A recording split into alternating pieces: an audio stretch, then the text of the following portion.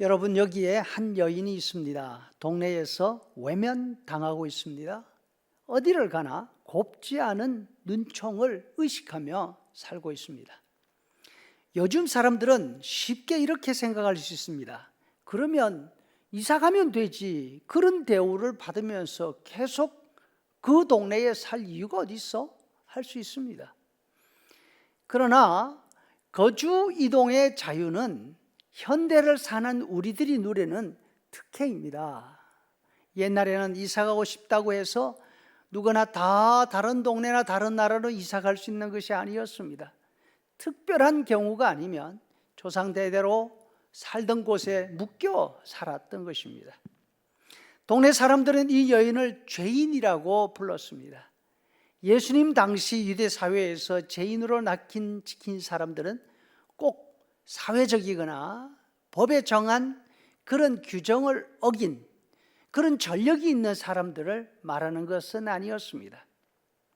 당시 사회에서 중요하게 생각하는 법이 두 가지가 있었습니다. 하나는 유대인의 안식일법과 두 번째는 정결예법이었습니다. 안식일법은 워낙 철저하게 강조되고 있었고 그 규정이 분명했기 때문에 직업상 안식일에도 쉴 수 없는 사람들 외에는 안식일을 범했기 때문에 죄인으로 취급받는 사람 거의가 없었습니다. 문제는 이 정결예법이죠. 정결예법은 너무나 복잡하고 까다롭기 때문에 보통 사람들은 이 법에서 빠져나갈 방법이 별로 없었습니다. 직업상 이방인들을 만나야 되는 사람들은 언제나 이 정결예법에 걸리게 되어 있습니다. 목동들이나 도축업자들처럼 동물들과 함께 살아야 하는 사람들도 문제가 많았습니다. 또 질병은 무엇인가 잘못한 일이 있어서 하나님께서 벌을 주신 증거다. 사람들이 이렇게 생각했습니다. 장애자나 환자들은 그래서 모두 죄인 취급받은 거죠. 우리가 쉽게 생각할 수 있는 창녀나 세리 같은 사람은 말할 필요도 없죠. 뿐만 아니라 가난한 사람들도 죄인으로 낙인 찍히기가 쉬웠습니다. 당시에는 무엇을 잘못해서 죄를 범하면 그 죄를 용서받기 위해서 번번이 성전에 가서 속죄 제사를 드려야 했습니다. 가난한 사람들은 그 재물을 마련할 돈이 없습니다. 그러니까 그 죄에서 벗어날 길도 없는 거죠. 이 여인이 바로 그런 사람 가운데 하나였습니다. 특정한 죄가 있었는지 그거는 알 수 없지만 어디를 가든지 사람들의 따가운 눈총을 감내해야 했습니다. 그런데 이 여인이 예수님이 초청받아 식사하시는 집을 알고 그 집을 찾아왔습니다.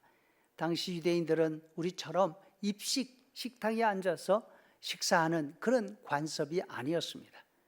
바닥에 자리를 펴고 가운데 부분에 음식을 차려놓습니다. 손님들은 비스듬히 누워서 왼팔로 몸을 기댑니다.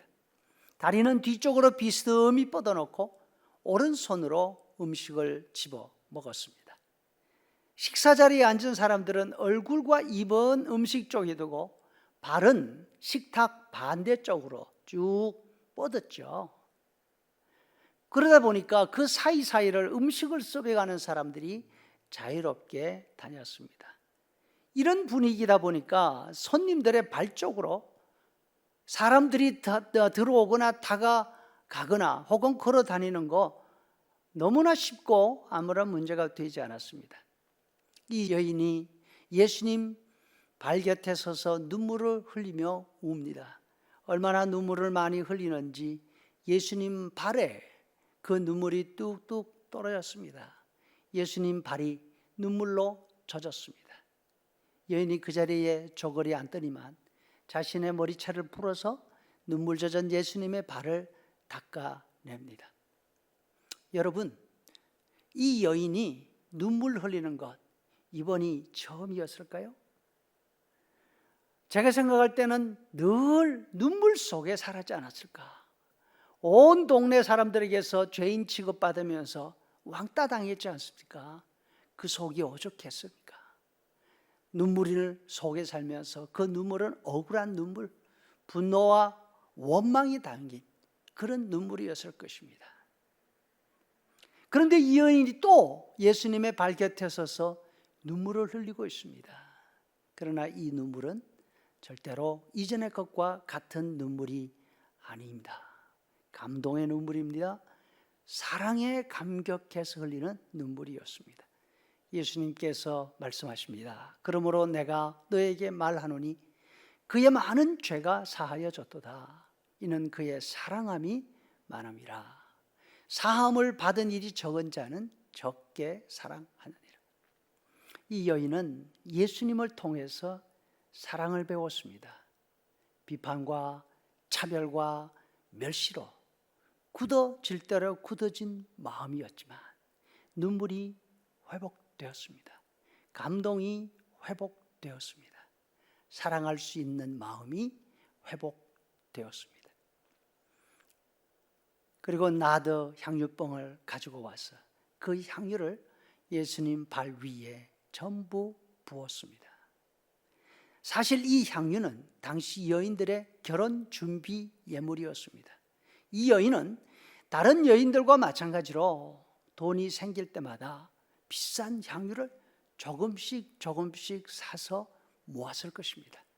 그리고 비싼 병을 구입해서 그 병에다가 잘 담아 보관하고 있었을 것입니다. 사람들에게 왕따를 당하고 있는 처지였지만 혹시나도 기회가 되면 결혼할 수 있지 않을까 하는 작은 희망을 품고 살아왔지 않을까요? 결혼을 하면 나도 내 남편이 생기고 내 가정이 생기니까 사람들의 이 따가운 시선을 피할 수 있지 않을까? 나의 삶도 좀 나아지지 않을까? 그런 기대가 있었을 것입니다. 그런데 이제 그 희망의 향유병을 다 쏟았습니다. 무슨 뜻이죠? 이제는 결혼을 하지 못한다 하더라도, 내가 내 가정을 가지지 못한다 하더라도 나는 더 이상 외롭지 않고 두렵지 않고 원망과 불평 속이 아니라 감동 속에 살 수 있다는 확신을 표현하고 있는 것일 것입니다. 세상의 모든 배척을 이길 수 있는 힘이 생긴 것이죠. 예수 안에서 죄 용서를 경험하고 하나님의 사랑을 확인했기 때문입니다. 여러분, 예수님을 만나면 감동이 회복됩니다. 눈물이 회복됩니다. 이제는 사랑을 모르고 살았던 사람도 사랑할 수 있는 마음이 회복됩니다. 지난 한 해 어려움과 소외로 잃었던 눈물입니까? 우리도 예수님의 사랑을 확인하면서 이 여인과 같은 감동이 회복되고 다시 사랑할 수 있는 마음이 회복되는 그런 놀라운 새해가 될 수 있기를 간절히 바랍니다.